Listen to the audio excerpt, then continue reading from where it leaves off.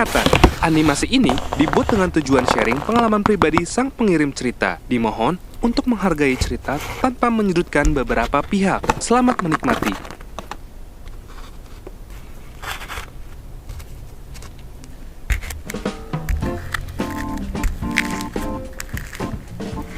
Halo penonton setia GPC, pasti kalian kangen kan sama asupan cerita horor dari kita? Oke, biar asik ceritanya, kita kenalan dulu ya. Kenalin, nama gue Diana. Sekarang gue udah 23 tahun, dan gue akan menceritakan kisah horor yang gue alamin 2 tahun lalu. Kalau boleh jujur, kisah ini bagi gue sangat personal, makanya masih nempel banget tuh sampai sekarang. Oke, jadi dulu gue pernah kerja di pabrik mesin motor di daerah Nganjuk, Jawa Timur. Karena rumah gue di Sidoarjo dan tempat kerja gue di Nganjuk, jadi gue pilih untuk ngekos di dekat tempat kerja gue. 1 bulan sebelumnya, kerjaan gue baik-baik aja, aman sentosa. Tapi setelah 1 bulan berlalu, kejadian aneh mulai muncul di tempat kerja gue. Berhubung jarak kosan dan tempat kerja gue ini dekat, jadi kelihatan lah dari kosan gue. Saat itu, gue mau mandi untuk siap-siap berangkat kerja. Tapi saat gue lihat jendela, di arah dekat tempat kerja gue, samar-samar kayak ada bayangan perempuan berambut panjang pakai baju kerja gitu. Gue mencoba positive thinking. Oh, mungkin ada karyawan yang udah datang duluan kali ya. Jadi gue skip deh, gak mikir yang aneh-aneh. Setelah gue selesai mandi, yang pasti gue langsung berangkat kerja dong. Kayak kali berangkat ke mall. Ih, garing banget sih gue. Oke, back to the topic. Singkat cerita, gue udah sampai di tempat kerja. Tapi kok sepi banget ya, bener-bener gak ada orang. Dan gue mau telepon temen deket gue yang bernama Lia. Lia, ini kok tempat kerja sepi banget sih? Lo gak kerja? Tanya gue dengan penasaran. Si Lia jawab, loh, kan ini hari libur. Hah, iya?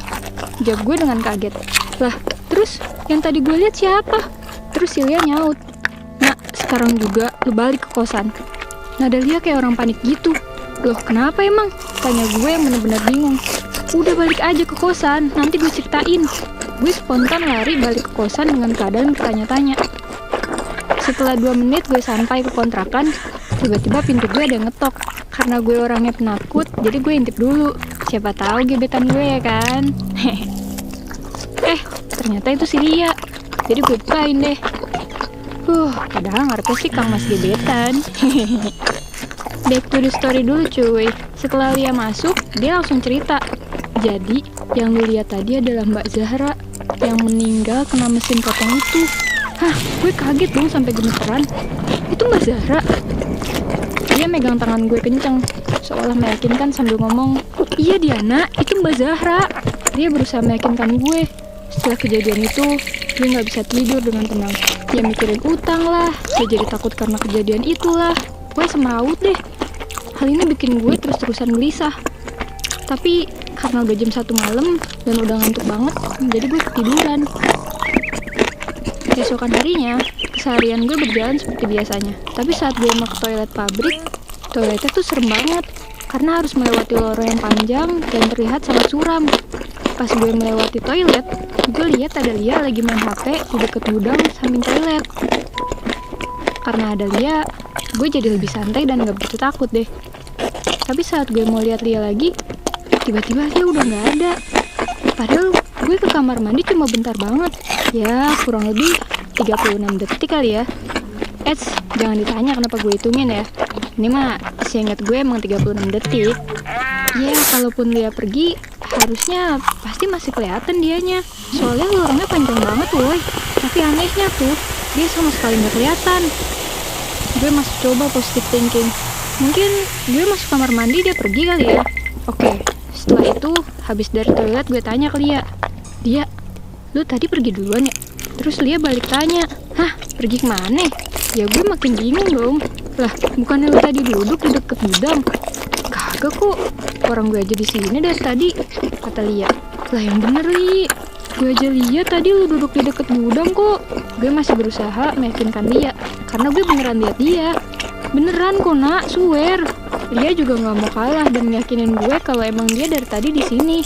Lah seriusan, kata gue dengan ekspresi wajah takut. Udah, mending kita ke kafe deket sini aja, mumpung masih jam istirahat, kata Lia supaya gue udah nggak ketakutan lagi. Akhirnya gue terima ajakan dia, karena emang gue udah mulai agak parno sih. Setelah sampai ke kafe, gue sama Lia ngobrol gak jelas sampai ketawa-ketawa ngalur ngidul. Setelah itu si Lia bilang, nak, gue ke toilet bentar ya. Gue mengiyakan sambil santai-santai di kafe. Setelah Lia pergi, tiba-tiba ada chat masuk dari Lia. Dia pap foto bangunan kosong yang di tengahnya ada gue. Hah, ini gue nih, ini gue. Gue kaget setengah mampus. Di bawahnya Lia chat lagi. Ngapain lu nak di kafe kosong seberang pabrik? Tuh kafe udah kosong 3 tahun yang lalu. Chat Lia yang tadi buat gue super kaget. Gila, gue shock banget.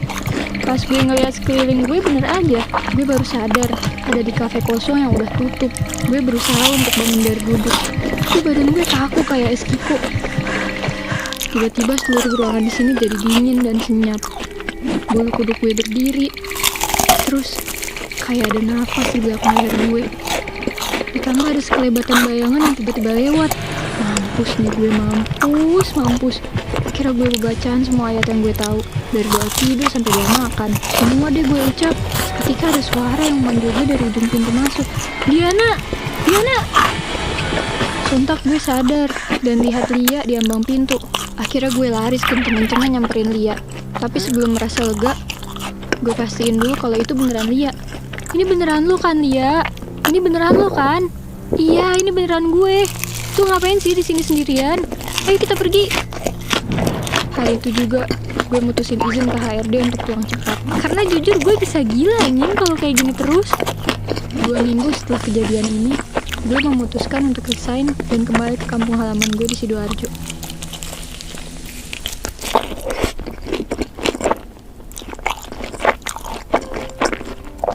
Itu tadi pengalaman horor gue.